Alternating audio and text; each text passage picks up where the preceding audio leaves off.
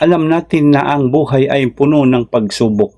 Minsan, may mga araw na parang gusto nating sumuko. Pero tandaan natin ang bawat hamon ay may kaakibat na aral at ang bawat pagkabigo ay isang hakbang patungo sa tagumpay. Hindi natin kailangang maging perpekto para magtagumpay.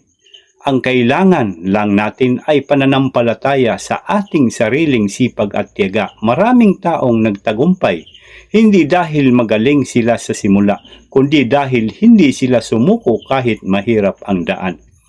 Ngayong araw, inaanyayahan ko kayong yakapin ang bawat pagkakataon, pag-aralan ang bawat pagkakamali at patuloy na lumalaban para sa inyong mga pangarap.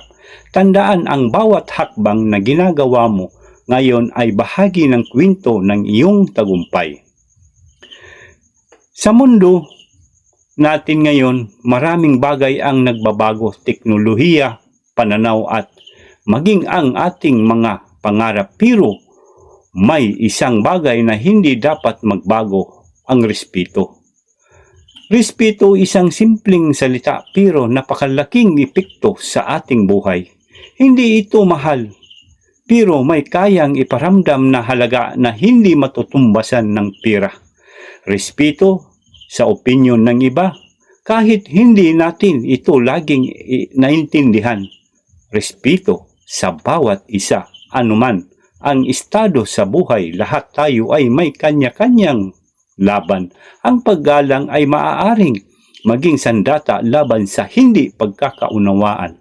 Respeto sa magulang, sila ang dahilan kung bakit tayo nandito, kaya't hindi natin dapat kalimutan ang kanilang sakripisyo. Respeto sa kapwa, ang bawat tao ay may pinagdaanan. Minsan isang simpleng ngiti o mabuting salita lang ang kailangan para maibsan ang bigat ng kanilang dinadala. Respeto sa relasyon, ang tunay na pagmamahal ay may kasamang paggalang at pag-unawa. Respeto sa paniniwala ng iba, hindi kailangang pareho ang pananampalataya upang magkaroon ng pagkakaibigan. At higit sa lahat, respeto sa sarili, ang pagpatawad, pagtanggap at sa sarili, pagkakamali at pagsikap ng maging mas mabuting tao ay may anyo ng respeto sa sarili. Sa mundong puno ng ingay ay pagkakaiba, isang bagay ang pagpapanatili ng pagkakaisa, ang respeto. Maraming salamat at sana'y maging inspirasyon tayo sa isa't isa. Tandaan, ang buhay ay wither-wither lang. Ito po ang inyong lingkod, Kuliglig TV.